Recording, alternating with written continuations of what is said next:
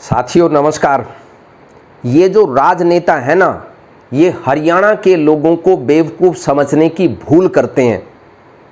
और हरियाणा के बाहर का कोई राजनेता अगर हरियाणा के लोगों को अंडर एस्टिमेट करके चले, तब बात समझ में आ सकती है कि वो हरियाणा की संस्कृति के बारे में नहीं जानता, हरियाणा के लोगों के बारे में नहीं जानता और हरियाणा के लोगों की राजनीतिक समझ के बारे में नहीं जानता। लेकिन जब हरियाणा का राजनेता ही, और वो राजनेता जो केवल किसानों की राजनीति के दम पर आगे बढ़ता रहा है और उनके अपने बड़े जो सब के लिए हरियाणा प्रदेश के लिए आदरणीय रहे चौधरी देवीलाल जी, उनका सम्मान हर कोई हरियाणा वासी करता था, क्योंकि उन्होंने संघर्ष के राजनीति जिस तरीके से की है, किसानों के हित के फैसले जो किए हैं और जो बुजुर्ग पेंशन आज 3000 के आसपास लोग ले रहे हैं, उनकी शुरुआत चौधरी देवीलाल जी ने ही की थी। हरियाणा में किसानों के ट्रैक्टर को रोका जाता था, पहले उनके कागज चेक किए जाते थे और किसानों के जिस तरीके से अन्य कागजात चेक किए जाते, उसी प्रकार किसानों के ट्रैक्टर को रोका जाता था। चौधरी देवीलाल ही थे जिन्होंने हरियाणा के किसानों के ट्रैक्टर को कोई ना रोके इसका फरमान जारी किया था और उस दिन से लेकर आज तक कोई भी किसान के ट्रैक्टर को नहीं रोकता है। इसका क्रेडिट खुले दिल से हर हरियाणा वासी और हम दिल से चौधरी देवीलाल को देते हैं। और अभी हाल ही में जब किसान आंदोलन चल रहा था, उनकी परिपाटी को आगे बढ़ाते हुए अभय सिंह चौटाला ने, जिनकी एक ही सीट थी, उससे रिजाइन करके किसानों के साथ खड़े होते रिजाइन कर दिया था कि हम किसानों के हित के लिए अपने इकलौती सीट से रिजाइन करते हैं। और उसका मैसेज और उसका बेनिफिट इनेलो को हुआ, अभय चौटाला को हुआ और कम से कम उनका विरोध, चाहे वो हरियाणा के किसी गांव में चले जाए, कोई विरोध उनका नहीं करता है। जेजेपी जो उसी परिवार से निकली हैं। जब अजय चौटाला ने ये कहा कि अब किसान भी आंदोलन करने लगे, एक और आफत खड़ी कर दी, इस प्रकार के शब्द जब उनके मुख से सुने किसानों ने, तब वो आग बबूला हो गए। और उसका परिणाम ये है कि जो लगभग 5 साल तक सत्ता सुख भोगती रही जेजेपी, आज उनको गांवों में लोग कटघरे में खड़ा करते हैं और ना केवल कटघरे में खड़ा करते हैं बल्कि उनकी बात नहीं सुनते और गांवों से जाने के लिए मजबूर भी करते हैं। लेकिन आज किस्सा दूसरा है। गोपाल कांडा, बीजेपी ऐसे ऐसे लोगों के साथ गठबंधन कर लेती है जो सामाजिक तौर पर जिनका कोई अच्छा रिकॉर्ड नहीं है, जो चारित्रिक तौर पर भी जिन पर कलंक लगे हुए हैं, उनके साथ गठबंधन कर लेती है केवल अपने सत्ता के लिए।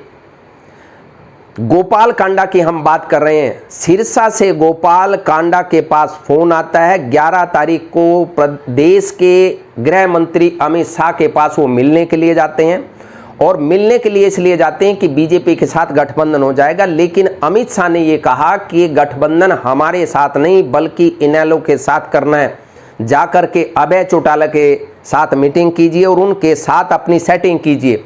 12 तारीख को गोपाल कांडा अभय चौटाला के पास जाते हैं, उनके साथ मुलाकात करते हैं, जो भी रणनीति वो अंदर खाते फाइनल करते हैं। उसके बाद अभय चौटाला फोटो सेशन के लिए उनके घर जाते हैं, यानी गोपाल कांडा के घर जाते हैं और ये कहते हैं कि हमारा अलायंस हो गया, हम सिरसा में गोपाल कांडा को समर्थन देंगे, उनको सीट निकलवा करके देंगे और पूरे प्रदेश में गोपाल कांडा जो उनकी अपनी पार्टी है वो इनेलो को सपोर्ट करेगी।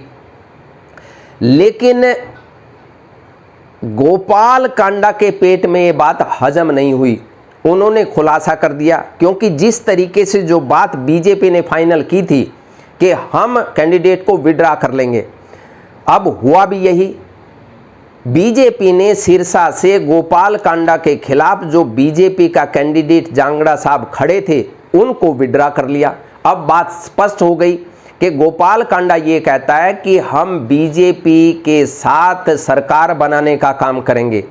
गोपाल कांडा का गठबंधन इनेलो के साथ हो गया और इनेलो और कांडा का गठबंधन बीजेपी के साथ हो गया। बतौर कांडा के बयान से यही प्रतीत होता है। अब भले ही अभय सिंह चौटाला सफाई देते फिरे कि हम कांडा के बयान से इत्तेफाक नहीं रखते और हम अपने कार्यकर्ताओं नेताओं की मीटिंग करेंगे और इससे किनारा करेंगे। भले आप किनारा करते रहें लेकिन डैमेज कंट्रोल आप नहीं कर पाएंगे अभय सिंह चौटाला साहब। दूसरी ओर कमाल की बात ये देखिए कि अभय सिंह चौटाला और इनेलो के प्रति लोगों की सहानुभूति थी और लोग ये चाहते थे कि उनको भी सम्मानजनक तरीके से जिताने का काम करें और चाहे 1 सीट दे, 2 दे, 3 दे या 4 दें, इस प्रदेश का किसान उनको सपोर्ट करता। और वहाँ के लोग तो वैसे भी भावुक हैं। सिरसा एरिया का जो किसान है वो बहुत भावुक है। वो निश्चित तौर पर चौटाला परिवार मतलब इनेलो मतलब अभय सिंह चौटाला को सपोर्ट करते, लेकिन भांडा फूट चुका है। अब जितना मर्जी सफाई देते चले जाएं, लेकिन गोपाल कांडा ने जो गुड़ गोबर कर दिया, यानी अंदर खाते जो मीटिंग थी उसको बाहर अगर ये लोग ना लेकर के आते तब खेल बीजेपी कितना कर जाती ये कोई सोच नहीं सकता। और इसका खुलासा इस प्रदेश के बहुत वरिष्ठ पत्रकार हेमंत अत्री ने किया है। उन्होंने इन सभी बातों को कि कैसे कैसे मीटिंग हुई, कैसे कैसे बात हुई, कैसे उसके बाद बयान सामने आया, उसके बाद किस प्रकार सफाई देते चले गए। आप इस पूरे बयान को, हेमंत अत्री जी के बयान को जो एक चैनल पर उन्होंने दिया, कोई डीबी चैनल करके लाइव है, उस पर आप पूरी की पूरी बात हेमंत अत्री जी की सुन सकते हैं। आप इस वीडियो के आप उनकी बात को ध्यान से सुने और पूरी वीडियो देखने के लिए उस चैनल पर जाकर के पूरा उनका इंटरव्यू आप देख सकते हैं। बहुत बहुत धन्यवाद और सजग हो जाइए। आपकी वोट लूटने के लिए न जाने कितने हथकंडे अपनाए जाएंगे और पहली बार ऐसा हो रहा है कि पूरे प्रदेश में बीजेपी के कैंडिडेट का जगह जगह विरोध हो रहा है। लगभग 70% जगह पर तो विरोध इनका सीधे तौर पर हो रहा है और ये हरियाणा में पहली बार ऐसा हुआ है। खोल के बताएगा अगर आपके पास समय हो। जी बिल्कुल बिल्कुल। गोपाल कांडा को 11 तारीख को दिल्ली बुलाया जाता है। इसी 11 तारीख को, क्योंकि 12 तारीख नॉमिनेशन की लास्ट डेट थी। 11 तारीख को अमित शाह बुलाते हैं और किस लिए बुलाते हैं कि आपसे अलायंस की बातचीत करनी है बीजेपी की। वो वहां पहुंचते हैं, उनको बताया जाता है कि आपको हमारे साथ अलायंस नहीं करना, आपको अभय सिंह चौटाला से अलायंस करना है। वो चले जाते हैं वहां वापस। 12 तारीख को पहले वो अभय सिंह के घर जाते हैं। खेल देखिएगा, मैं बिल्कुल अब तक कहीं डिस्क्लोज नहीं हुई कुछ चीजें इसमें से। वो जाते हैं अभय सिंह के यहाँ, उनकी सारी बातचीत हो जाती है। उसके बाद फोटो अपॉर्चुनिटी के लिए अभय सिंह उनके घर जाते हैं और फॉर्मली अलायंस को स्टिच किया जाता है कि भाई हम सिरसा में इनको सपोर्ट करेंगे और ये बाकी हरियाणा में हमें सपोर्ट करेंगे। कहानी खत्म होगी। 12 तारीख को नॉमिनेशन हो गया लास्ट। अलोपा उनकी पार्टी है, इनेलो और बसपा का हमारा अलायंस है। हम तीनों मिलकर बीजेपी की तीसरी बार सरकार बनाएंगे। मेरे पिताजी आरएसएस के बहुत पुराने स्वयंसेवक है 1950s में। क्या हुआ, वो ऐसा गोल हुआ, उसका तो कुछ, he has nothing to lose. 1 seat है, आए ना आए कोई बहुत मान फर्क नहीं पड़ता। उसने अभय सिंह चौटाला की भ्रूण हत्या कर दी। अभय चौटाला जब दुष्यंत साइडलाइन हुए तो अभय चौटाला मुख्य धारा की तरफ लौट रहे थे। उनका कई कंस्टिट्यूएंसीज के अंदर, जो मेरे पास फर्स्ट हैंड फीडबैक है, उनका कैंपेन बिल्डअप होने लगा था बुशरा जी। और जैसे ये घोषणा की, क्योंकि गोपाल कांडा अमित शाह से मिलके आए, वैसे तो कह नहीं रहा, फिर वो अभय सिंह के घर जा रहे हैं, फिर अभय सिंह उसके घर जा रहे हैं, तो इसमें कोई कंफ्यूजन होगा नहीं कि सारे एक हैं। अब अभय सिंह को एक जर्नलिस्ट साथी ने, लेडी जर्नलिस्ट थी, साथी ने पूछा कि भाई, तो उन्होंने कहा नहीं कोई अलायंस नहीं, मुझे तो पता ही नहीं है। वो थोड़ा गुस्से में जैसे है, गुस्से में आ गए। गुस्से में आने से नहीं होगा। फिर कल क्या हुआ, रही सही कसर कल पूरी होगी। कल लास्ट डेट था नॉमिनेशन विड्रॉ करने का। संडे को परसों ये कहा अपने कमल गोपाल कांडा ने कि साहब हम बीजेपी की सरकार बनवाएंगे, हैट्रिक बनवाएंगे। कल बीजेपी ने जो उनका अपना कैंडिडेट था सिरसा में, रोहतास जांगड़ा, उसको विड्रॉ कर लिया। किसके समर्थन में? गोपाल कांडा के समर्थन में। क्या बच गया भाई?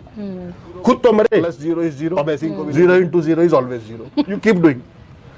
जो खेल अभय सिंह का जम जाता उसको पलीता लग गया। अब वो कितनी सफाई दे ले, जो कुछ है वो तो रिकॉर्ड आपने देखा, उसको मैंने आपको भेजा, वो जी, जो जी, कुछ वो कह रहे थे गोपाल कांडा, उसके बाद तो कहने को कुछ बचता ही नहीं। और अभय सिंह ये कह रहे हैं कि मुझे तो पता ही नहीं उसने क्या बोल दिया। तो खुद तो मरे वो अभय सिंह को भी ले बैठे।